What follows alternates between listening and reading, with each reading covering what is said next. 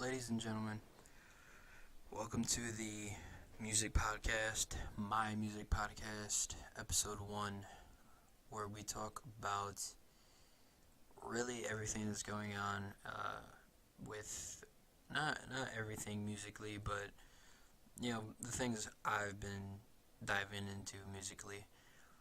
Uh, the biggest buzz around the music world, in my opinion, in these last couple weeks. Well, let me start first by saying my bigger genres and my main genre is hip hop. So you're gonna hear a lot about that pretty much on here. Not really any country at all. Not much pop than you would think. Maybe a little bit of rock here and there, but yeah, hip hop is pretty much it for me. Well, not me. I mean, not pretty much it, but the main thing. Uh, and if you're a part of that community, you already know that the biggest controversy going on in the rap game right now is Eminem's kamikaze and what it's caused. For anybody that's been living under a rock for the last 2 weeks, August 31st, Eminem dropped Kamikaze, his 10th studio album. It pretty much shook the whole rap world. And what I mean by shook, as in he blew everybody. He blew everything out of the water. He woke everybody up. And it makes sense. There's been a lot of projects though this year that a lot of people but nothing's made a lot of noise, if that makes sense. Or like there's been a lot of the Kanye's dropped technically twice this year. Drake dropped a double album this year. You've had giant named artists drop projects all around, and we even had sort of a beef this year with Drake and Pusha T. But that went away so quick that that went away, and then Drake dropped the double album, and everybody's really never thought of it since. And pretty much everybody let it go. Apparently even the people involved. So you kind of have Eminem here, who has dropped. He's one of the greatest of all time, and he's dropped a surprise album. Which the last time I remember a rapper, or a hip hop artist drop a surprise album like this was, I think it was Drake, wasn't it? Wasn't it? If you're reading this, it's too late. Wasn't that the really big surprise drop that happened? That was like 3 years ago. I remember that being huge. I don't remember if it was the last one for sure. I mean, it might have happened, but I'm pretty sure that was the last one. So yeah, the last this one was incredible. Eminem's M has never done this before. I'm pretty positive he hasn't, right? Yeah, he's never done this before. He's always had a giant rollout, or at least a little bit of marketing here and there. He kind of had the conspiracy theory marketing last year for Revival, and then after like a month or 2 months of them, after everybody figured it out, he dropped he started the real rollout for Revival. Pretty much after Walk on Water came out, he started the real rollout, and he dropped this. It's been what, like 9 months since Revival, and I don't think there's ever been 2 Eminem albums within less than a year, which obviously shows that I don't know if it shows that he's now with the crowd that you do have to drop every year, kind of, to stay as relevant as you think you do. Or at least in the kids' eyes, I mean, I'm not that far off from the kids, at least I think. So I don't really think, I don't know if that's just M trying to stay relevant with the times, dropping it so soon, or this response needed to happen so soon. And that's kind of what I think it is. I think this response needed to happen so soon. Because, I mean, even though we all kind of forgot about Revival, like, not forgot, but, like, forgot as in, like, we're not trashing it anymore, At least I wasn't. anymore. So him dropping this album was kind of, what it is. The big thing about this album, obviously, is that he name dropped tons of people, and the album as a whole though was better. And it's really like a big. It feels like the first big. It feels like the big. Shit, it feels like the big earthquake in the rap world. It feels like the first real big one since Kendrick's Control verse. If you're asking me, Kendrick dropped that shit and everybody went crazy for it. And now M's dropped this, album where he's got like 5 or 6 songs just going at other rappers, going at other people, and I mean he's name dropping, like the game would. And M hasn't done that in. I mean, he's named names, but he hasn't gone at anybody and gone. He hasn't felt this. He hasn't felt this hungry since, I don't know. Probably the Eminem show. I think after the Eminem show is when he really made. He made Encore, which felt like he was at his megastar status that we all knew. On top of the world. And I think that's really when the hunger kind of left. Relapse. He was still. I think Eminem's been running circles around the game since forever. He's still been killing them. I like just so you can gauge where I'm at as a fan. I dig MMLP2. I like Recovery. I think it's a good hip hop album. A lot of people just say it's trash because it's not, grimy Eminem show MMLPM. While I get that, I don't hate the album still. I think it's a good hip hop album, like Drake, when he drops most of his shit is hip hop. I dig it sometimes, so I think as a hip hop album, Recovery does well, if not great. Relapse, I think, is besides the accents, but even with the accents, it kind of works in the album. The horrorcore stuff and all that, I think Relapse is great too. I don't hate either of those albums that a lot of people hate, and I like MMOP too. I love some of the tracks on there. Come on, that's the album that had Rap God, that had Evil Twin, it had Bad Guy. I think Bad Guy is one of Eminem's best songs ever, and it's the opener I think on that album. He has other stuff on there his big radio pop hits like The Monster and So Far and what the hell's the other? Oh, he has Love Game on there with Kendrick, which is hilarious. And I'm not gonna go in a whole review through Eminem's albums, but that's just to gauge where I am as a fan. He did some work on the Southpaw soundtrack in 2015 that I kind of liked, kind of didn't like. And he put out Shady XV in 2014, which, I'm not even gonna really defend that whole thing. After those was Revival, right? So to really gauge how I think about Revival, I just seen the Rap Critic, tweet some stuff about Revival. That overall it's not as bad as everybody made it out to be. But the bottom line with that album is it's not good. And the last 3 songs are fucking great, right? But there's a couple songs throughout the album that are fucking great. But most of the songs on the album just aren't, they just. And I'm not gonna put the blame on Rick Rubin, right? But Rick Rubin is completely excluded from from Kamikaze, right? And there's a couple songs on Revival where he's not a part of, right? And they're great, the stuff. I think Rick Rubin is, a great producer and all that. I just think him and M just kind of, M isn't meant for. M can go on the, classic rock, what does he call it? The classic rap. The classic rock acid rap, mesh thing.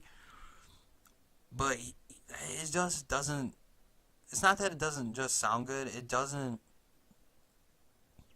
let him show all his skill. It doesn't. M on these harder beats really shows his rhyme style and his rhyme schemes and all that. I think it shows more. And it lets him stay on beat more. And with the samples and all that, with the rock shit, it doesn't really help him.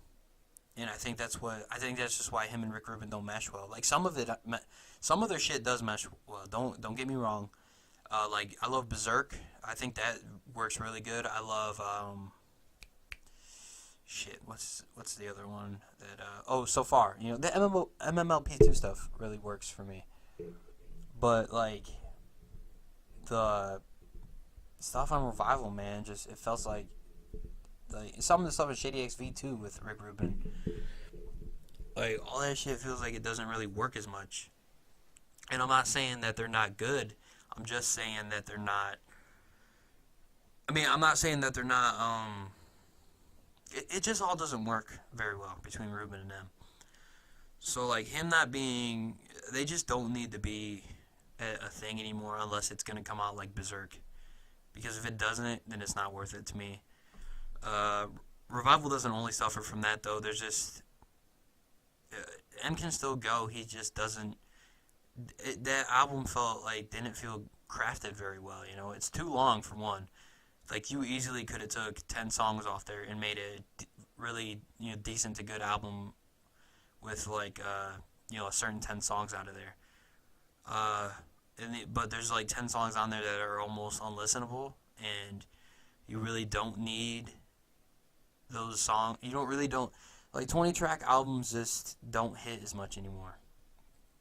And it's something I've always been kind of an advocate for. I don't feel like we need 22 track albums all the time, unless it's like a double album, with like two different clear paths, like like Scorpion. Like even though like I didn't really feel that as much, but there's still a distinction between the two sides of the two track, so it doesn't feel like it needs to be. I feel like Revival didn't need to be long at all. And I do think some harsh criticism was on it, though. I think a lot of people, a lot of people these days base their opinions on critics, and critics trash the album. And I don't agree with half the critics anyway. They're some of them are just idiotic, in my opinion. A lot of the critics seem like Eminem haters. Not as in, like, oh, it's just cool to hate on Eminem these days. Like, I mean, yeah, there's that too with the fans. It's the cool thing to say Eminem is just corny and old. But it's also like M has such a big voice that when he says critics aren't shit and critics don't do anything for anything, like don't have no real talent, I think critics get scared that people waive their like people they'll start losing clicks. You'll start losing once people don't find your opinion needed. Critics will start losing their what they're doing, and I think they fear that a little bit. And I think so when an M album drops and like this, and he's still coming at the critics. I think that's why a lot of critics are still trashing this album, because they're like. They're scared that M's gonna put a war on criticism or something, and like where M's coming from, the criticism is fine, but let's be real, criticism isn't really a talent. Criticism really isn't like you're not like just because you say something sucks doesn't mean it sucks. Something just because you say something sucks, and let's say Eminem says, "Oh, well, I liked it, so I don't think it sucks." You can't be like, "Oh, you're just being a crybaby ass bitch." When if there's something you really like and someone else says it's trash, but you try to defend it, you're not gonna be one to call a fucking crybaby ass bitch because you defend that. Yeah, like that part's a little ridiculous. The backlash from critics on M because they're calling him a crybaby and like because he's defending his work is really baffling to me. Like if somebody critiqued your critique, you wouldn't be like, what are you gonna do? Not defend your shit? You're gonna be like, oh, you're just gonna let him call you a crybaby ass bitch? That's just ridiculous to me. that's kind of how I feel, going into Kamikaze, right? So let's talk about Kamikaze now.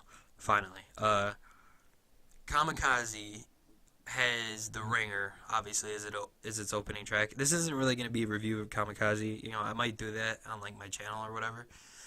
But this is just going to be like, you know, I'm just going to talk about the impact and what it's done. So on Kamikaze, right, he sends shots at certain rappers and all that. A lot of people have got it miscued and said like he didn't take a shot at Lil Yachty, right? He said, I understand why people like him. So which means he sees an appeal in Lil Yachty, but the appeal is just not for him. Because let's face it, Lil Yachty is a newer gener. He's not new gen. Like I call new gen from what I think is new gen is like from the 2010s up. From 2015 on is kind of the like I'll say new wave because a lot of this new shit is just bubblegum stuff that people are gonna let go within that people have already. I mean, look at Fetty Wap.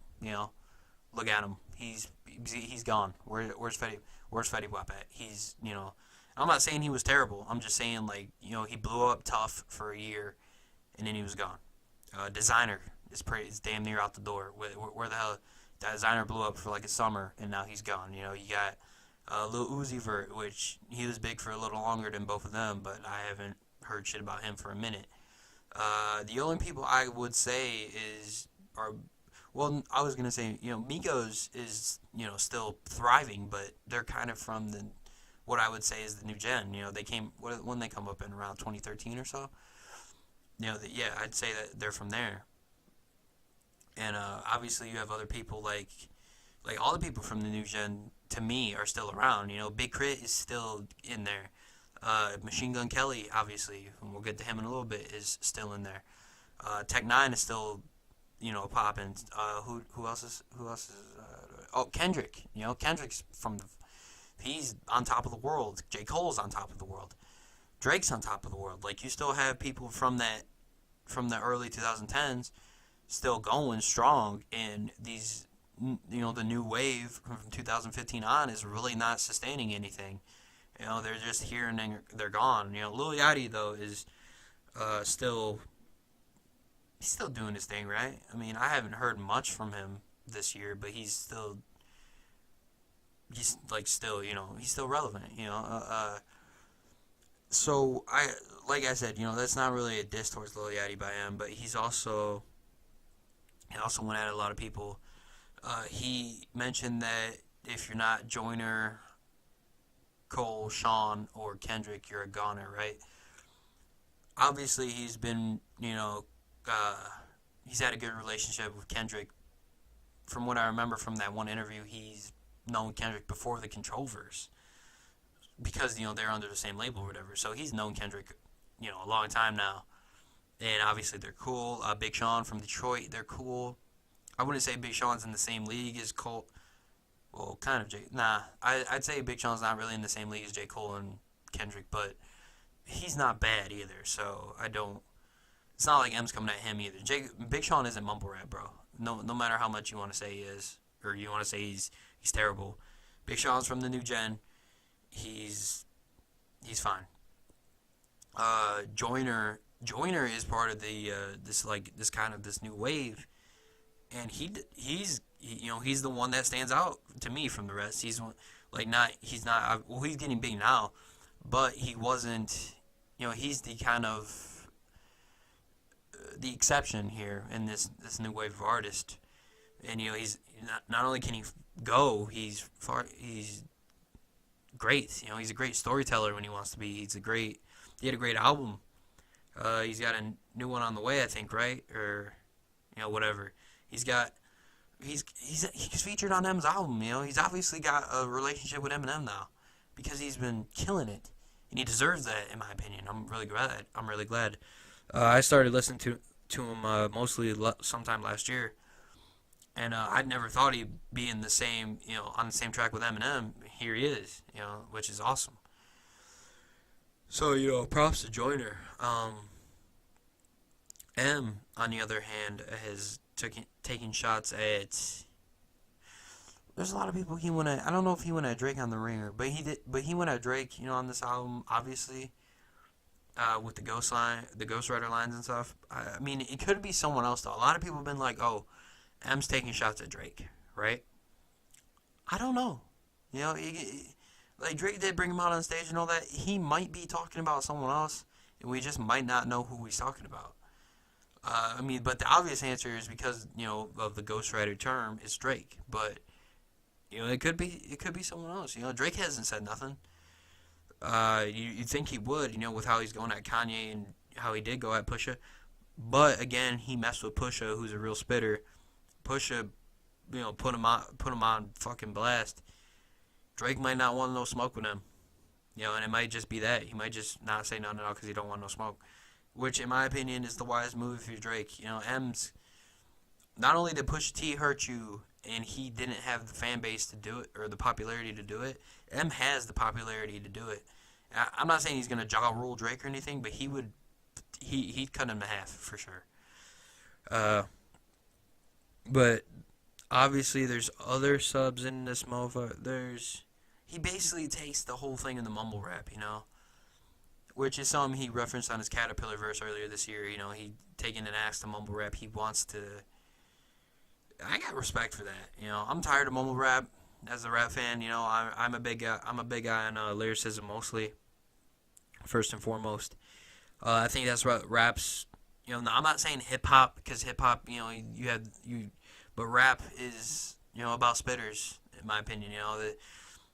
If you've gone anywhere to a known spot, people are just in the circle and you're spitting towards one another. You're going off the top and you're going like that's rap to me. You don't need a beat to rap. So everybody that comes out, oh, but the music is trash. Sonically the beats sound terrible. I'm like, look, I'm listening to what they're saying. I'll read the fucking lyrics on Genius and just see what they said, and I'll tell you if I liked it or not. I'm not saying I like it as a song. I'm gonna take a girl on a date and play that shit. While I'm trying to romance a bitch. Like I'm not saying romance FIBA. I'm not saying that. I'm just saying. You know what I'm saying. I'm just saying like that's lyrics is what it is.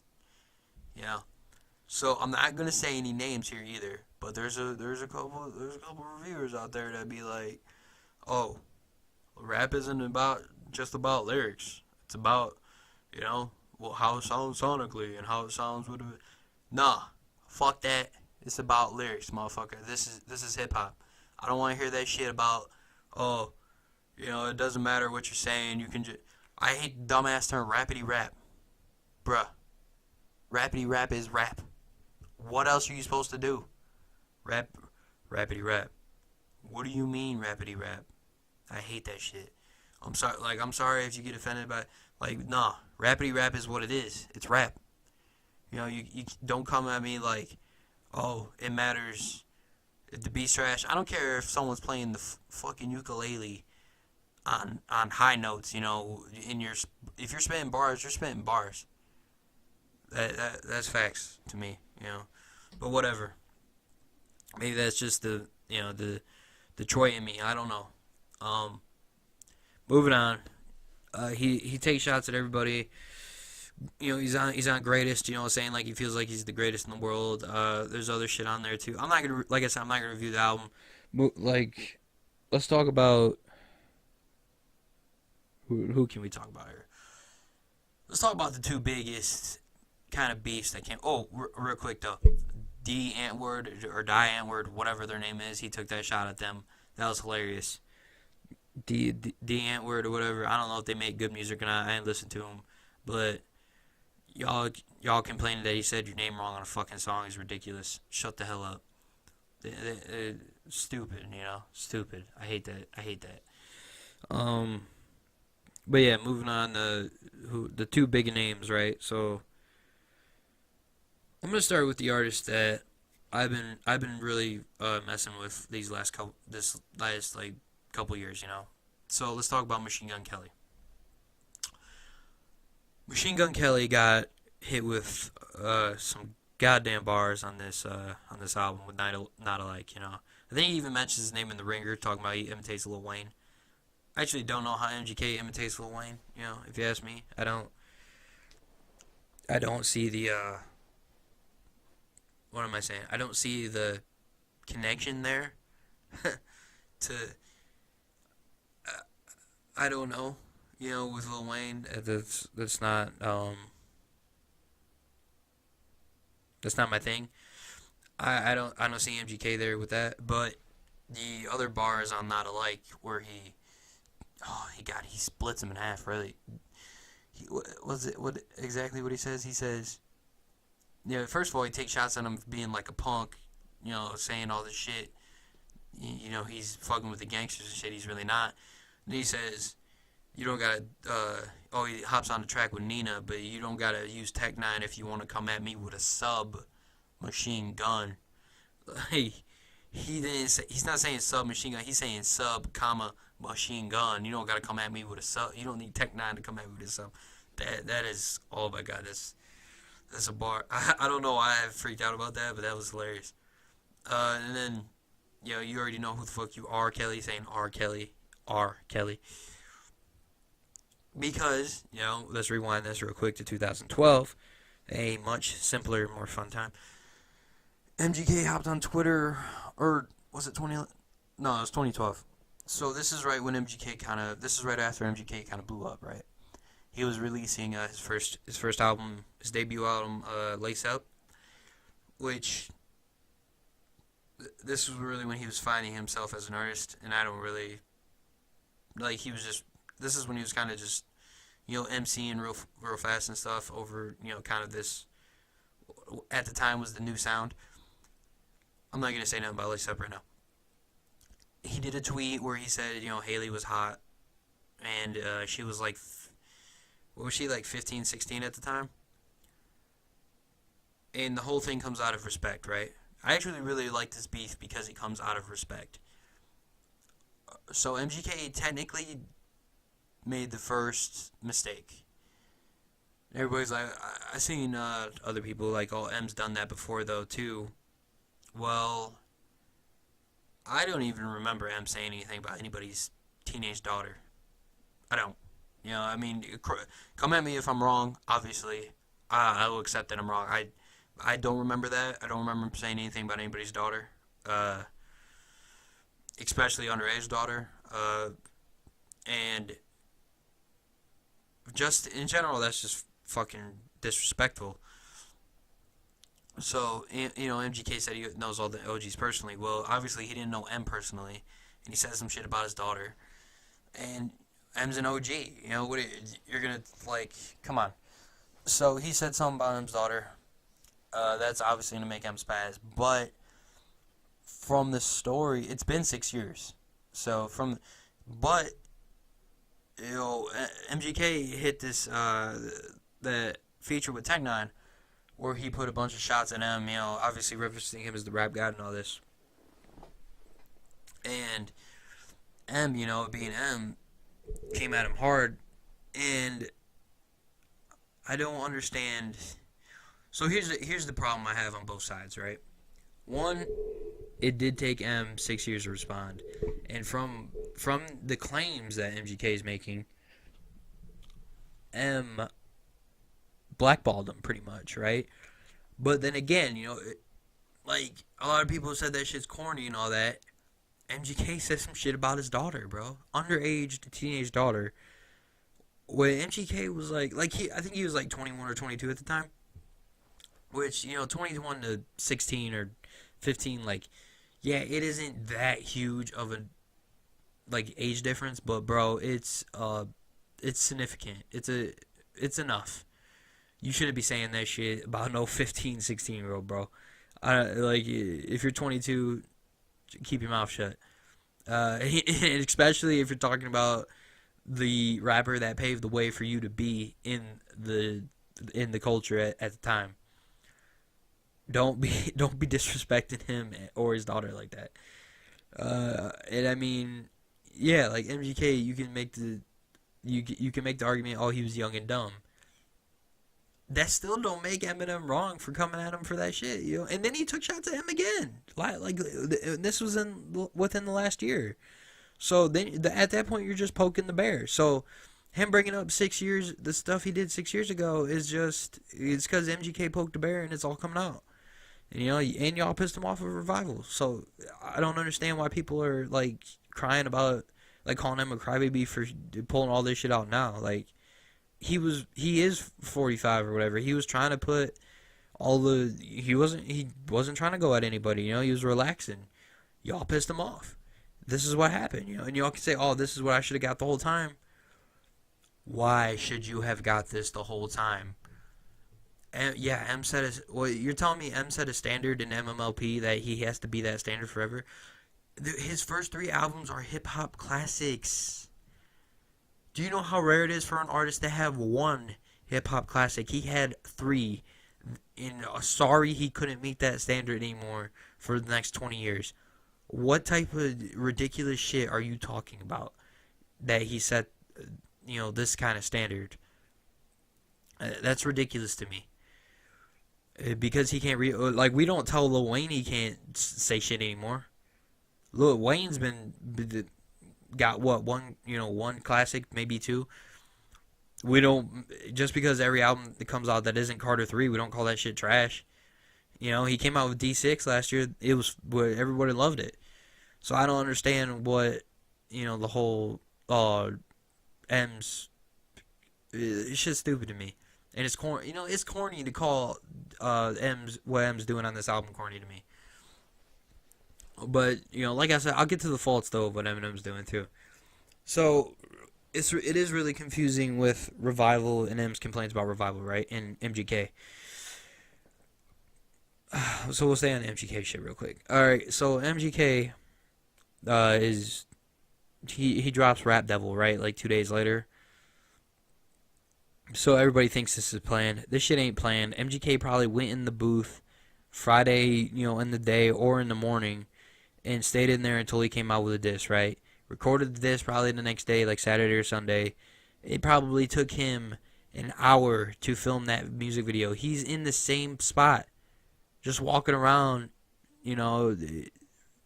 rapping. Then it was like, oh, he had a whole video planned. He's in one location with one cameraman, most likely. The dude that follows him around and does Kelly Visions, probably. It's one location, dude, in a couple shots. He doesn't change. He's wearing the same wardrobe and all that. Dude, it took an hour, maybe less, to shoot that damn video. You're telling me this is all pre-staged, like it's WWE? No. What the fuck? Like, that shit is ridiculous to me. And here's another problem I have with the MGK and Eminem beef. This doesn't do anything for M at all.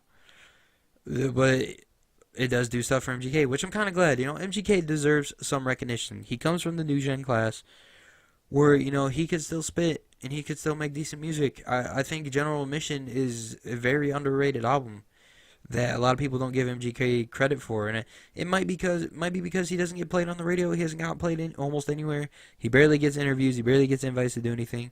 It might be because Eminem blackballed him. And if he did blackball him like that, it's a little fucked up. It's a little fucked up. I think M just, I don't think M really blackballed him like that though, because again, Mac Miller, man, it's hard to talk about Mac Miller. I don't really. All right, so let's not talk about. I'm not even gonna bring him into conversation right now. G-Eazy, right, gets radio play, but he got, from what I remember, he's only really got 2 hits, right? G-Eazy. He's got like Me, Myself, and I, which is obviously a great track. It's but that's really the only hit I think he has, besides No Limit. And No Limit is, let's face it, No Limit is a hit because of A$AP Rocky and Cardi B. Come on. G-Eazy does that song by himself. Does not do what that song did without G-Eazy and Cardi B. And then he had the remix with all them, everybody else too. That shit's just him solo. It's not getting played like it was. It's not getting that play. So G-Eazy isn't invited to all these stations and stuff and doesn't get as much radio play as you'd think. So I don't think it might just be, the stigma that MGK has. He's a new generation white rapper that isn't, people don't take him as serious as they probably should. I think MGK is a good artist. Say what you will about him. I think he's all right. I think Bloom was a good album. I think General Mission was a great album. I think Lace Up was okay. I think MGK has really found himself as an artist though. Like he's kind of just he's hype. He knows how to get with the lyrics when he wants to, and he has a good ear for production. And I think that Rap Devil, if anything, proved that. He came hard at Eminem. I've seen a lot of people call his shit corny. I mean, MGK is not. It's not the diss isn't really corny to me. It's just to come at M with your old jokes and like your old jokes and you can't do it anymore stuff. It's kind of contradictory for one because M just put out Kamikaze, which is doing, first of all, it's doing incredible numbers in 2018 as a rap album, and two, it's like from what I've seen everywhere, people like it. And no one thinks he's a bad rapper, so I don't know what he meant by put down the pen. And he said your last four albums are worse, and he's like, dude, what? Like recovery and what's his last word? Revival, MLP to recovery. I damn sure hope he ain't talking about relapse. Relapse and recovery did numbers, and they have critical acclaim. In the sense that the consensus is they're at least good. MLP2 was, didn't they win a fucking Grammy? Like what is he talking about? With this shit, I don't understand. Uh, so yeah. Whatever. I'm not gonna really comment on that. But I think he's just trying to come at him because this gives MGK tons more exposure. And M really, I don't know. I hope M replies. I think he needs to keep this. I think this is the spirit of hip hop, and I think this is really about respect. MGK is a white rapper who's always going to be an Eminem shadow because he is a white rapper, and Eminem is getting attacked by the new class of rapper. Well, MGK is not really in the class that he was going at, but he did send shots at MGK, so MGK is replying back. He's really the only one with nuts to do it. But I think it's because it boosts his career and doesn't threaten it as much as you would think. You can't really Ja Rule MGK when MGK isn't a Ja Rule. So this just really does work for him. And I think M's gonna respond, just to show that he can murder him. And at the end of the day, I like both of them, and I don't think their beef is. I don't have a problem with their beef. So let's move on from that. Let's move on to Joe Budden. This is the beef I have a problem with, right? So, in fall, M addresses Joe Budden, tells him to shut the fuck up, right? Oh, and side note, he also goes at Lord Jamar and calls him a clown and says he inspires Logic and Hopsins. Well, everybody's like, you shouldn't really be bragging about Hopsin and Logic, huh? Look, Logic isn't the greatest, spitter of all time, but he's a huge artist. His mixtape days are, great. Under Pressure is great to me. The Incredible True Story is pretty good too, and because Logic has like one bad album and two kind of mediocre mixtapes, we're supposed to act like Logic isn't good or a great artist, and we're gonna act like his last two tracks haven't been good. Everybody's like, oh, I want to say I've been inspiring Logic. Why not? He doesn't suck. Fuck's your problem. Even Hopsin didn't suck at one point. Hopson's made some good music. He doesn't make all good music, but he's, like, and even in the way Hopsin still spits, like we gonna act like Hopsin don't, he can't rap. So I'm saying he inspired Logic and Hopsin doesn't bother me. Oh, excuse the yawn. It's early in the morning. But so yeah, M doesn't. That shit don't bother me. Why are we mad about him being inspired by the Logic and Hobsons? You know, or inspiring the Logic and Hobsons. He also inspired. I guarantee he's inspired Joyner, and he's inspired Kendrick and Cole. And you're gonna tell me Kendrick isn't already in the league for one of the greatest of all time? Like, I'm not saying Kendrick's main aspiration or his only aspiration, but I'm pretty sure Kendrick already mentioned M inspired him, and Kendrick is in the league. He's in the top. He's already in the top 50. I don't care. In my opinion, he's already in way higher than that. But I guarantee you, ask any rap fan, yo, is Kendrick in your top 50 all time? They're gonna be like, yeah. He hasn't made a bad album. He's made like what four albums. He hasn't made a bad album. He hasn't even made a mediocre album. So yeah, try to tell me Kendrick Lamar isn't in the greatest of all time yet, and try to tell me that Eminem didn't inspire him. Fuck Lord Jamar. That's all I'm saying. Moving on to Joe Budden. M references Joe Budden, tells him to shut the hell up, and obviously he says some shit about academics because he fooled him with academics trying to act like he caught Eminem slipping, and really M was just shooting the music video for like I think it was like River with Ed Sheeran. So Joe Budden hops on his on my shit. He hops on his podcast, right? Because he's Media Joe now, right? So he can't. He's retired. He can't rap back. So all right, that's cool. I don't care if you're not. If you're not gonna reply because you're retired, whatever. So I don't want to review his podcast or whatever, but we got to talk about it to talk about it. Joe starts his podcast off or whatever, saying playing like a snippet of a diss track that he was gonna do or that he did. I don't know.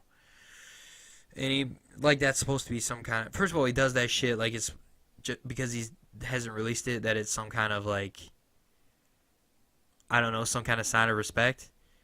Like first of all, the fact that you went in the booth and did that shit before M did this shows you're a ungrateful, disrespectful idiot. Like I like Joe Budden. That's my issue. I like Joe Budden. I agree with him most of the time on most of his music opinions, on most of his his forethought on the culture.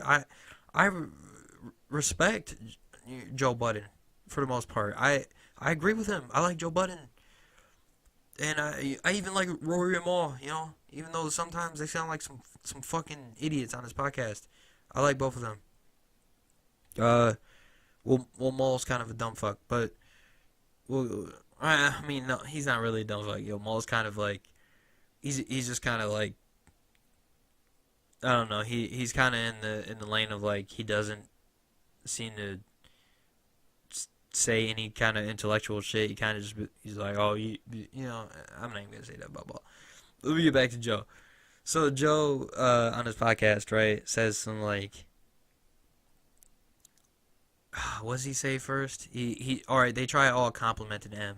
Oh, let me just note that Rory and Maul tiptoe through this whole rant that Joe goes on because they don't know whether to pile on or they don't know whether to sit back. Because most likely, if Eminem wanted to, both of your careers would be blackballed too, bruh. Joe Budden, I don't care how much clout Joe Budden thinks he has because he has a podcast that does some good numbers. M is still deep in the industry. I guarantee M can pull a string from wherever. And if M can't do it, I guarantee Dr. Dre can. And Dr. Dre is 100% by M's side. So don't be acting like M ain't got the reach. M's got all the reach because Dre has all the reach because Dre is that guy. So don't be telling me shit about about why you guys were tiptoeing in that podcast. So Joe, goes on his rant. Here's a big problem with the beginning of Joe's podcast. He sounds like a goddamn. I don't even know what you call him when he does this shit. He like just kind of takes multiple pauses. Like he's trying to carefully word what he's about to say without going too far, but still trying to go in. And in my opinion, that's just I don't know. I mean, unless he was like high on something, because he could have been. He was sweating. He was like, looked like he was about to blow a head gasket. I don't know what he was doing. Anyway, he kind of like he tries to start saying the backstory of when he got signed to Shady, right? And here's my first problem with this. You're being signed to Shady, Joe. You're not the greatest. You're not one of the greatest rappers of all time. Sorry to break it to you. You're not one of the greatest rappers of all time. Kendrick Lamar has already surpassed you. J. Cole has already surpassed you. I'm sorry to say that. J. Cole is going down in history higher than you. Joe Budden might be a real spitter. First of all, Joe Budden doesn't spit as good as he thinks he does. Sorry. Hollow the Don smacked his ass one-on-one. Don't tell me he didn't. Joe Budden, like, he can rap, and he's great, but he's not that great. And if you want to talk about like sonically and musically, like him and his whole his podcast does about and how they talk shit about Eminem's last couple albums not being sonically great at all. You want to talk about sonically and about good music? Where the fuck is Joe Budden's music? Because no one listens to that shit. No one gave a fuck about his disses on Drake for more than a half a week. And he dropped like what was it, like 3 or 4 tracks or something? I don't know. He was trying to capitalize on the Meek and Drake beef. He tried doing all this shit to be relevant. Finally, he gets on a good. Oh, well, all right. And we can all say, Joe Budden left Everyday Struggle. Now Everyday Struggle isn't really shit. And the Everyday Struggle was popping a lot last year with Joe Budden. But let's face it, if Joe Budden was on there by himself, it wouldn't have been what it was either. Academics is, contrary opinion to Joe's opinion is what made that show work, is their chemistry. And just like if Academics left, that show probably wouldn't be the same without Academics either. And I don't even really give a shit about Academics. It's their chemistry that made that shit work. And Joe Budden left and went to the Joe Budden is still on the Joe Budden podcast, and it works because Joe Budden has usually a good opinion, in my opinion. He however that works. He has a good sense for talking topics and all that, and he's funny too. It's good to hear Joe. He's got a good radio voice. He knows what he's doing. Take away the fact that take away Media Joe. Rapper Joe wasn't shit in the terms of good music. All these people talking about, Joe Budden was right. He said he's been better than M this whole decade. Ain't no one can name 5 songs by Joe Budden. I can't. I got like 1 song by him in my library. That one NBA song with Wiz Khalifa and French Montana. And I'm gonna be honest, I got it back then because that's when Wiz and French were really big, and I thought they did good on the song. And Joe Budden did good on this song too, but that's not the point. The point is Joe Budden hasn't been big since he's had like half a hit too. How many people still blast Pump It Up? To be a one-hit wonder, that shit still got to be a hit. Ain't no one still pumping it up, Joe. Like that was a hit for a moment in time. You think people were still walking around pumping who the fuck else was one hit wonder? I'm not gonna say Trinidad James because Old Gold Everything is that shit pretty much still bangs. But ain't no one still pump it up by Joe Budden. Unless you like watching Too Fast, Too Furious. That's it. So for him to say, I've been better than you this entire decade, first of all, no self-respecting MC acts like, you weren't better than someone else in the other decade. You should have just said, I'm better than you, with your idiotic ass. Like, you said, I'm better than you this entire decade. That doesn't even make sense. And it's not true, because I'm sorry, M made, what did he make this decade?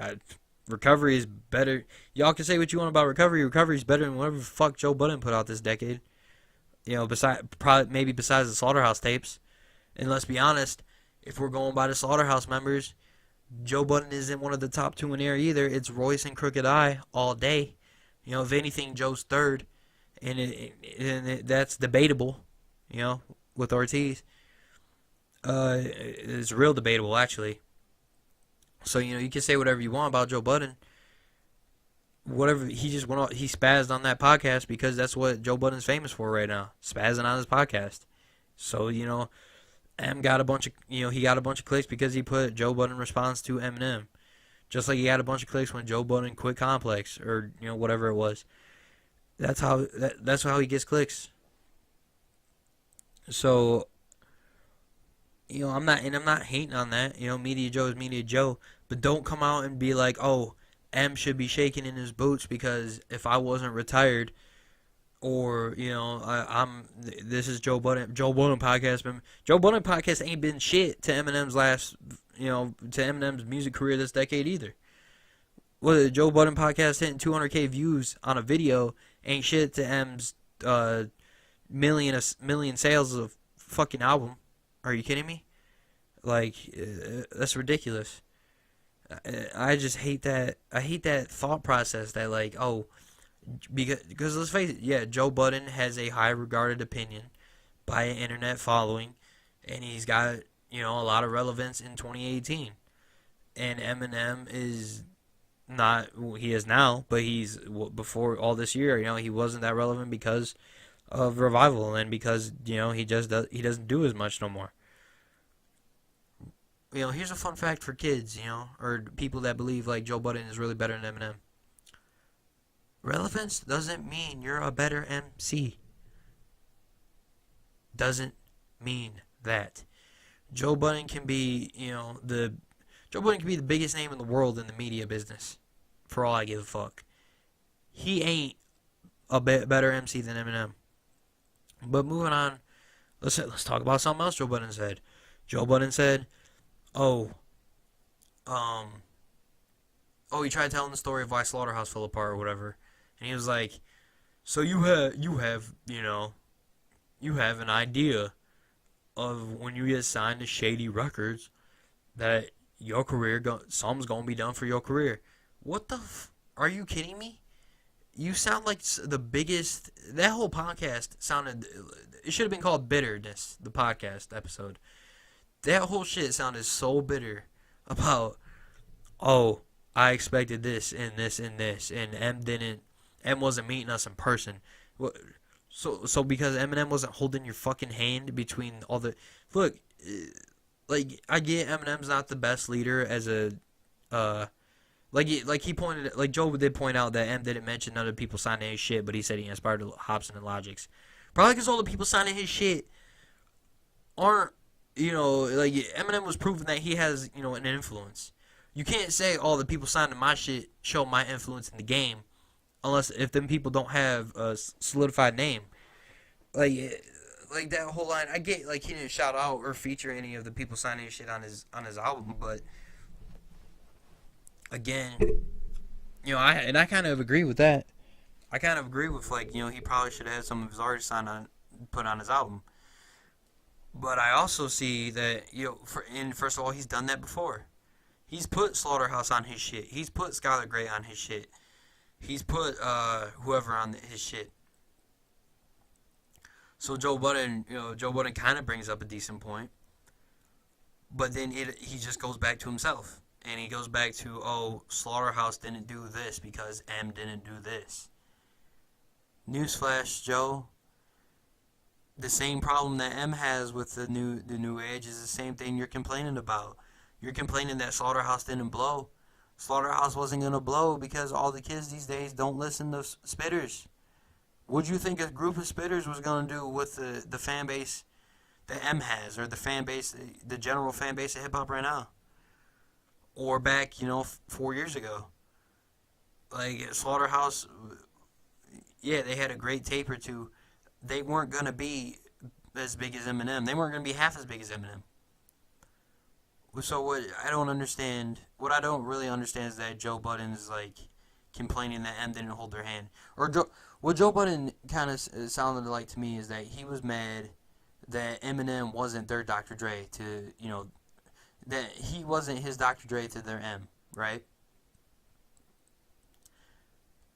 How can you even so because Dr. Dre was such a good a guidance and a good producer that he was able to put M in the stratosphere as one of the greats of all time. You're telling me M is automatically supposed to do that for you? Even though, let's be honest, wasn't M just getting the hang just getting the hang of being an executive producer and a producer on albums and shit? And then he was like, all the beats we got were terrible. Then speak up. You're in a group. Like he's acting like if he'd have spoke up back then, that he would have like been kicked out of the group off rip. Dude, Ortiz and Royce and Crooked Eye wouldn't have been just okay because you said something that you didn't like the beats they was getting. Maybe he brought it up to like somebody at the Interscope or something. I guarantee he ain't call M. And everybody's like, oh, I have more contact with. Ooh, he said some kind of line about me and Aubrey are closer to me and them. You think you've texted Drake or something a couple of times? You think you closer, you might be closer in your mind to Drake than you are to him. I guarantee you, Drake don't give a fuck about Joe Budden. Facts, like Drake don't give a shit. Joe Budden tried coming at Drake and tried putting a dent in his career. I guarantee Drake doesn't care about Joe Budden one bit. Now M don't care about Joe Budden. And now this is gonna do one of two things too. This is gonna leave Joe Budden. Like, first of all, those are probably were his two biggest connections. Period. Were Drake and M, right? Because of the relevance that Drake had with Joe, and Joe was trying to come at him. Maybe he did have some kind of contact with Drake, but he for sure had contact with them. That shit's gone. So Joe can't ever go back to the rapping well when this media shit dies down. And let's be honest, the Joe Budden podcast, it's not Hot 97, it's not the Breakfast Club. It won't be. There's gonna come a point where people just switch out. Especially if they keep doing that 3 hour, ramble on or play, ramble on and play other people's music and shit for 3 hours as a podcast. Look, ain't no one sitting around for no 3 hour podcast, bruh. And if you are, that's cool. But I'm not sitting there and watching no 3 hour podcast.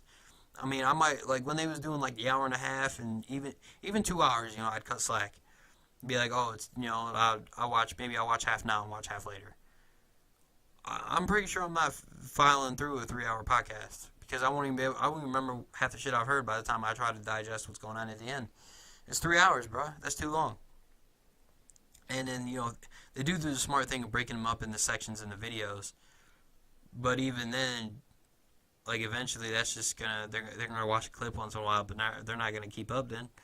And I'm not saying I'm not gonna watch the Joe Budden podcast right now. I still watch it, but it's clear that they're also not gonna be able to thrive forever unless there's a giant news piece every week, which this happens more often than not. But like this year was slow, but until this shit happened, it was pretty slow until I think this and the Nicki shit.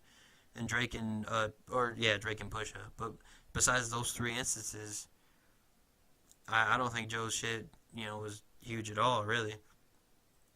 So we're talking about, Joe's how he's coming at M right now, right? So let's talk about what he said. He was sniffing around asking questions, He's like, oh, like I did at or like I did at Def Jam, like I did at whatever. He was sniffing around Shady Records, right? Sniffing around, trying to get the scoop, right? He was trying to get everything from Shady Records. He had an idea that something wasn't going on well there. The entire label wasn't going on well. You think Skylar Grey's career is taking off in the Beyonce territory? You think who else was it? You think Yellow's career took off in the Eminem territory? No, you idiot! Like the record label just isn't in a good, isn't really intact. Like, and I don't understand how they put that on M. Like, yeah, it's called Shady Records, but you know damn well Eminem isn't the head in making every move in Shady Records. That's like saying Dre controls every single thing that goes on in Aftermath right now. Fuck no, dude. Yeah, like, yeah, you sound like an idiot. I hate that. Like, oh, you could be like, oh, you've never been signed to a record label. You don't know what to... Bitch, I guarantee Eminem didn't tell them he was going to lead them to his heights when they got there and signed the Shady Records. And, like, yeah, I understand Joe's gripes of, like, oh, maybe they couldn't get an M verse here and there. But if you look back, they got some M verses on their shit. What else did you really need? Shit, M did a whole album with Royce. What else did you really need? Is Joe mad that M didn't do an album with him? Like, did you want a co-album? Like, did you want... Like, Slaughterhouse should have only got one M verse on their album. You don't want your whole M... You don't want your whole albums and mixtapes filled with M on every other track. Or, you know, more than one track, in my opinion. And from what I remember, in their, you know, big debut album or whatever it was, they had M on a track. I think it was, they had Skylar Grey on the same track, too. And I like that song. Our House. I think they all go in on the verses and shit. And I don't think the hook's that bad. I think it was a good track. But anyway, Joe Budden going way in on that, it just reeked of bitterness. And one of the more telling things about it is that the rest of Slaughterhouse isn't as bitter as him. Crooked Eye isn't that bitter. You know, I think he... actually, I'm not even going to say what I think he said because I don't know. I don't remember for sure. I'm not going to quote Crooked Eye. But, you know, Crooked Eye has been... From what I've seen, he's doing okay. You know, and he doesn't seem better. You know, obviously Royce is still tight with them. Yeah, he was on the album. He did... It's really questionable, too, because Joe he pretty much claims he's still tight with Royce, too. And he even spoke on his podcast. They didn't even want to bring Royce into it. So, you know, maybe Royce is the middleman here or whatever, but Royce still got on that album, even with them dissing Joe. So, you know, I'm pretty sure Royce goes further back with them, so I don't know. I'm not saying, like, Royce is against Joe on the low or anything, but I think, like, Joe thinking that the respect level that Joe thinks that Royce has for him, maybe he thinks Royce has more respect for him than him or whatever. Because Joe pretty much talks on the podcast like everybody respects Joe more than them. And he says, you know, he wasn't mesmerized anymore by M's, I don't know, megastar self or whatever it was. Like, okay, you weren't dick riding the guy, so what? Who, like, I wasn't mesmerized anymore. No one's been mesmerized by... No one cares. Like, and the whole thing... Like, MGK has such a bigger, better gripe against Eminem than Joe Budden does.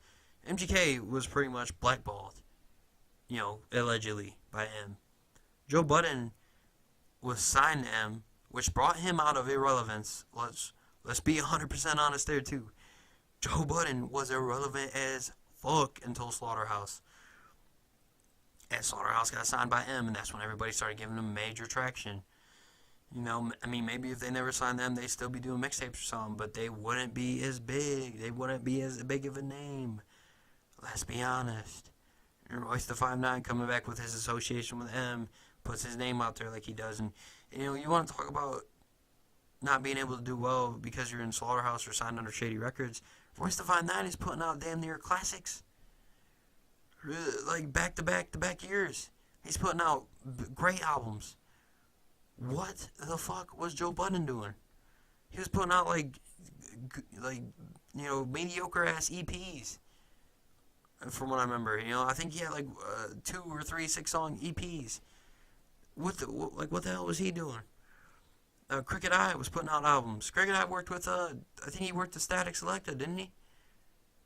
He put out some dope shit 2 or 3 times already. Joel Ortiz put out some good shit. You know, not last year, but the year before, I think. Joe Budden's over here crying and, you know, bitching and moaning that he didn't get, you know, up to M. He even said something about where M was touring in Europe, that Joe and them opening for them huge Europe festivals wouldn't do nothing for Slaughterhouse. What are you talking about? They don't like it. What do you think they like M for? M does rap. What do you think they wouldn't like Slaughterhouse and shit? Like, he sounded so damn dumb, and he sounded so damn bitter. Like, it just reeked of, oh, I didn't get this, so I'm about to trash this fool. He's been holding up like this pent up, grudge because M didn't make his career as big as he thought he would. And to me, that's not a genuine gripe. That's just bitterness. And for and I think that's why Rory and Maul were so damn quiet most of the time he was ranting, because what are they gonna say? Like, oh, that makes sense. I think even Rory defends M at a certain point, where he says, like, you signed M knowing M wasn't that great of a leader, which is, first of all, that's the line that blows everything he says damn near out of the water. You knew Eminem wasn't Dr. Dre, and you signed him anyway. You knew, and then he's like, "Oh, M can't go on tour." Like, he's blaming M for not going on tour. And M had a fucking substance abuse problem. He didn't want to go on tour because he didn't want to be triggered by all that shit. He didn't just want to not go on tour because he wanted to be lazy. Like, the only tours he did the Too Short tour for recovery, or whatever, when he was really coming off of his addiction, and then he did the tour with Rihanna, which was a great show, by the way. And it was like what was it, like a 3-show tour, which really isn't even a tour. Like, he's not on a bus or anything. He did a couple plane rides and shit. And you're telling me, like, oh, I mean, no shit, he don't go on tour. You idiot! Like, he's doing plane rides and shit to his Europe tours. He's not doing no. Like, what is wrong with you? He's like, oh, we couldn't open for him at none of these tours because M can't go on tour. No shit, Joe Budden. Oh my god, man. There's not really much I can say because Joe Budden's not talentless. Joe Budden's a great rapper. Joe Budden has a mind for hip hop. He has a mind for the culture. He's 90, like 80% of the time, Joe Budden knows what he's talking about, and he knows it good. But this is just straight bitterness because you didn't have nothing back to say about Eminem. And to go to what started this whole release, right? Joe Budden said the track list looked trash, and Untouchable, I think, was the song he was talking about, or Walk on Water too. He said they were trash. So let's be honest, they weren't that great, right? Trash is a whole nother word. And it kind of just gets thrown around with Joe and academics on the everyday struggle too. It's not really like, oh, it's the worst thing I ever heard, trash. It's kind of the buzzword to say. But M was your boss, and a lot of people were like, oh, you shouldn't be quiet just because that's your boss. Like, nah, it's a respect thing. It all goes back to respect. Joe Budden didn't have the respect to just say, I don't know, it's not for me. He didn't say that. He said he should have worded it like that. I'm telling y'all. He said it's trash, and he said the message behind it was disingenuous, and that he hates it when people like are fake woke or whatever it is. Eminem's Eminem might have went about it the dumb way where it didn't sound good and it didn't mean as much with Trump, but I really doubt it was disingenuous. Like, that's just calling Eminem like like he's grabbing at whatever's out there just to make money. That's disrespectful. And then you said, on top of it, you said it's trash, and he's your boss. It's disrespect. So when he comes back at you tough like that, and you're crying over here like, I've been waiting for this day to come, it just shows you're bitter, and that you're mad, and that you don't have any real critique of anything. Like, everybody's all on M because of his hooks and shit. Like, yeah, I kind of understand that. I understand that criticism tough. M's had some fucking garbage hooks in the last couple years. But to use that as like a point of where it makes you the better rapper, like Joe, was trying to use all this shit like, oh, Oh, and he said, all right, so I'm not going to keep rambling on about Joe Budden's podcast. I'm gonna try to wrap this shit up. But Joe Budden said, what it, oh, you haven't said nothing in 10 years. For the better part of a decade, you haven't said anything, right? Wow. Even on Revival, M was still saying something. Like, it wasn't worded that great or whatever, but he was still saying something. Like, he's saying there's no content. He said, I'm a content, I'm a content guy. I got, what I'm not gonna say, but he said he's a content fool. He needs to have content in his music. What? M didn't have content on MMLP2, where he, like, headlights with his mother and all that, like, even other stuff, like on Bad Guy, M's had content even on Revival, and definitely in MMLP2, definitely on Recovery. Relapse was kind of like him just telling kind of goofy stories and shit, but, Recovery had content, MMLP2 had content. What are you talking about when you say that? Even Revival, like I said, Revival had content. Kamikaze had content. Talking about the mumble rap game and how you don't like it is content. Like, I don't know how are you not saying anything? He's taking a stand against the new wave that rap is going in, and you're telling me that's not content? That's just him saying a bunch of words. And even if you're saying that goes back to the rapidy rap thing. Rhyming words is rap. Like, yeah, you should say something. Yeah, you most likely have to say something. But the basis of it is how you do it, and that is in rhyming. So when M is just rhyming words back together, as long as it's just not random words. If he says something in, like, a sentence where, like, I'm a the lyrical, spiritual mofo, I'll drown your kid in the swimming pool, and that be the shark in that bitch like a dead ghoul. Something stupid. As long as it comes out of there as a coherent sentence or whatever, it's still rap. Whether you like it or not, whether you deem it relevant or not, whether you deem it, contentless or not, it's still rap. And even in debunking that point, M's had content. So what do you mean when you say, oh, this doesn't... You sound dumb. You sound like you're fishing for clout, and you sound like you're fishing for... You sound like you're grabbing onto everything any Eminem hater has ever said. And don't get me wrong, I'm not trying to stand out here. Like, Eminem has had some, some bad lyrics. He's had some bad flows. He's had some choppy ass songs.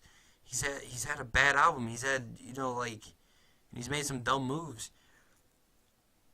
But the entire thing of firing back on M was, if Kamikaze never came out, I probably, M just said some dumb shit in an interview like, man, MGK ain't shit, he's just a punk ass kid, fuck him. If he says something that's like, Joe Budden better shut the hell up, I'm his boss, fuck him. Like, then, I probably wouldn't even be on his side.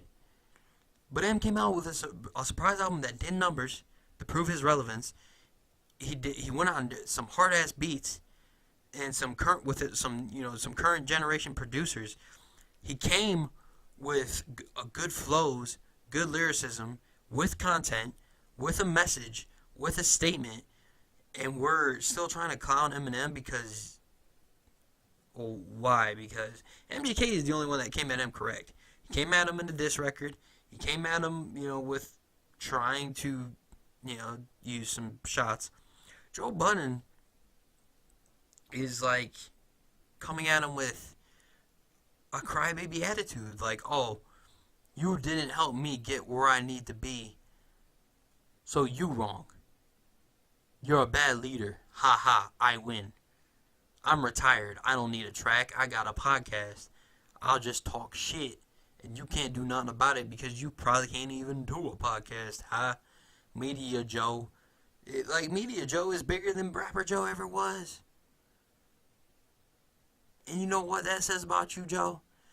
That doesn't say you're a bad media Joe. That doesn't say you're a bad podcaster.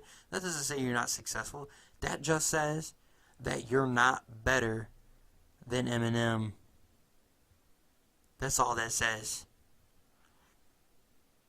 So really, that's really all I'm saying. That whole Joe Budden shit kind of just it triggered me in the sense that you can sit behind a podcast and talk all this shit, but you have nothing to show for it in your music besides that you're relevant today because you're on a podcast and most of the time you're an intelligent thinker about the genre and the culture. It's just too bad that your craft doesn't match up to who you're talking to or you're talking about. I mean, let's be real honest. You want to get real honest with it, Joe? Your discography doesn't compare to Drake's discography at all. Doesn't compare. And maybe as a lyricist or whatever, yeah. But as an artist, no. You're way left in the dust. You're not better than Drake. You're not better than Cole. You're not better than M. You're not better. You're definitely not better than Kendrick. M and Kendrick are like 100 levels on top of you, dude. And at the end of the day, man, I want to say you do, but I'm not sure if you crack the top 100 rappers of all time. Let me correct that. I'm not sure if you crack the top 100 hip hop artists of all time. I'm sorry. That's just what I'm. I mean, that's just my honest opinion. Like I said, Joe Budden's bigger as a podcaster than he ever was as a rapper, and I think that's telling. Because you can't have a mind for rap and not be that great of a rapper, and that's where Joe Budden's forte comes in now. But that's also what I have against Joe right now. That's not his argument. His argument is that he is the better rapper and that, his rap game has always been like this. Nah, dude. You're not. But you're not what you say you are, you are what you're doing. You're a podcaster. Stay in that lane. Take it like Charlemagne, man. Like most of the time, I kind of Charlemagne usually does hate anyway, but Charlemagne took this shit like a champ to me. Charlemagne took this shit like a fucking, with respect. Joe Budden, on the other hand, shows his shortcomings in regards to he can't let his rap career go, and go full force in the media lane. Like Charlemagne is. That's why I think Charlemagne will always be a better media guy than Joe Budden, and that sucks for Joe Budden because, damn, dude, like I said, I'm a Joe Budden fan, but he fucked up with this rank shit. He did. You should have did something else, dude. I mean, I'm not saying you had to come with a diss track. I'm not saying you had to come back with, I'm not even saying I want you to drop another album. I'm not even saying I want you to drop a diss track. But I don't want to hear you. You could have even said something about your podcast. You could have even said some shit like you could have just talked shit to him, really, and I wouldn't have been this hard on you. But you came with all this bitter backstory that you tried to paint him to be like this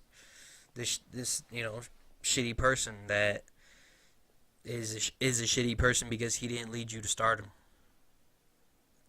And if every record label was a piece of shit because they didn't lead their artists to stardom, then every record label would be a piece of shit. And I'm not saying every record label really isn't a piece of shit, but I'm just saying, like, I'm not gonna deem someone a piece of shit for not carrying you on your back.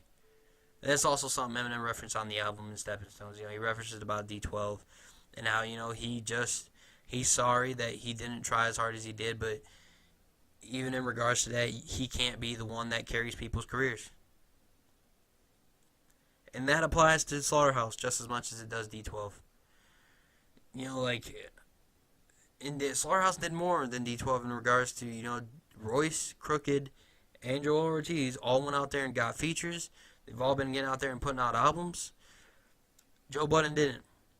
Joe Budden put out some EPs. I think he put out an album or so. I don't know. He got. I didn't really see him on many features. He definitely didn't. He just tried dissing Drake, who was the biggest name at the time. He tried hopping in the middle of the Drake Meek beef. He did get some name relevance out of it eventually.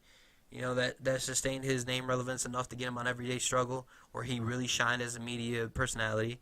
And now he everybody pays attention to his podcast because of Everyday Struggle. And that's what it is. Oh, and to comment on, M's bar about the domestic violence shit. I mean, yeah, that wasn't really all that as a bar, but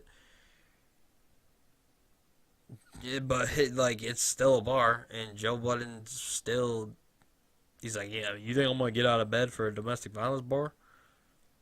I don't think you were gonna get out of bed for any bar, dude. Like M could have said he was gonna kill your, M could have said some wild shit. You still wouldn't have gave a fuck. You still would have just been on the podcast talking. You weren't hopping in the booth, man, and you ain't gonna hop in the booth. I don't care. I don't care if M comes back with another diss on you and MGK, and he says some off the wall, crossing the line, foul shit against you. You ain't gonna hop in the booth. You ain't gonna hop in shit because at the end of the day, you don't want to smoke with Eminem. MGK does, and MGK proved it, and I gotta respect that. MGK and M are gonna go at it, and that's gonna be whatever. Joe Budden, you just sat on your couch, dude, and talked into the mic like I'm talking right now, and you ain't proof shit. Sorry to tell you. So yeah, that's mostly the controversy that M's created with Kamikaze. I guess I can address the one more quick thing real quick. Tyler the Creator, Eminem, threw in that slur at Tyler the Creator, and a lot of people took offense. So let me just try to break this down real quick and put it out of this weird thing real quick. Tyler the Creator is not confirmed homosexual or really confirmed bisexual. He is not really ever claimed to be in the LGBT community, and those are who are defending him and hating on Eminem, super tough right now. So Tyler the Creator has called himself, the word that M used in the track multiple times. M bleeped the word, first of all, which is a first for M. So, I mean, and then, it's mostly because Tyler the Creator sent shots at M first and he's called some Eminem shit trash multiple times. Like, I think he called Shady XV garbage, and I'm pretty sure he called Walk on Water garbage. Look, everybody can be like, oh, so M can't take it. Why would he take people calling his shit garbage, especially other rappers? What do you mean? I think Earl the Sweatshirt, or whatever, like M said, whatever his name is. I actually listen to Earl, but Earl said some shit way back, like, he said something about if you still listen to Eminem and a certain age or something, you're what did he say? You were doing chew and drinking Mountain Dew or something like that. I don't know. It was kind of funny, but it was still some shady.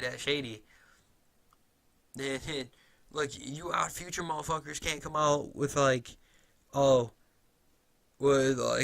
can't come at Eminem like that. Eminem paved the lane for you fucks. You couldn't be saying the off the wall shit and get popular like y'all did.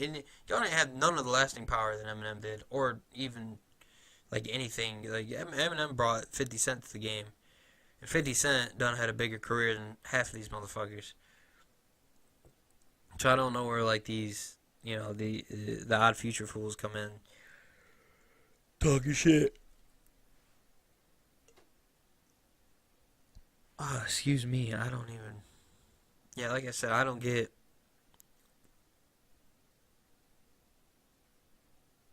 Man, I don't. That's really all I have to say about Tyler the Creator. I think people are offended just to be offended. I was watching. Who was I watching? I think I watched Sean C's response, And I'm gonna mention his name because I agree with Chauncey on a multitude of things, regarding some of the stuff going on right now. He said, people really just like to be offended. That's pretty much the truth. People are out here fake, fighting, fake woke, fake fighting for whoever. You coming at Eminem? You didn't come at Eminem last year when he was, on his album. You didn't come at Eminem, but you didn't come at Eminem, like 8 years ago or whatever when he dropped Recovery. You guys didn't come at Eminem on MMOP2. What's your problem now? It's because you're coming for, because you like Tyler the Creator, or you're one of those people that hear that shit and spaz out. And I could go into a whole rant right now about how the LBGT community think of that word as the same as another certain word that people, another certain slur out there. And that I've even gotten into Twitter fights about how they don't compare. So I'm not gonna go into that whole shit right now. The bottom line is Eminem dissed Tyler the Creator in probably the most respectful way he could have to that community. I really don't get the gripe. It's really just being offended for the sake of being offended. You're being a white knight warrior for somebody else that probably doesn't even care. And I've seen people on Twitter, that are from that community that don't care. They're like, oh, he bleeped it out. Tyler Creator's used it multiple times and used it just as bad. Why do I care?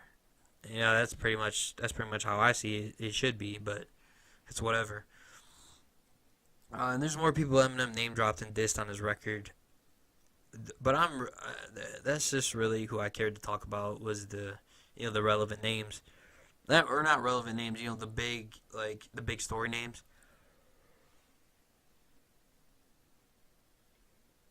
Oh man, and that's really it. I think he went. He did make fun of Migos' flow or whatever.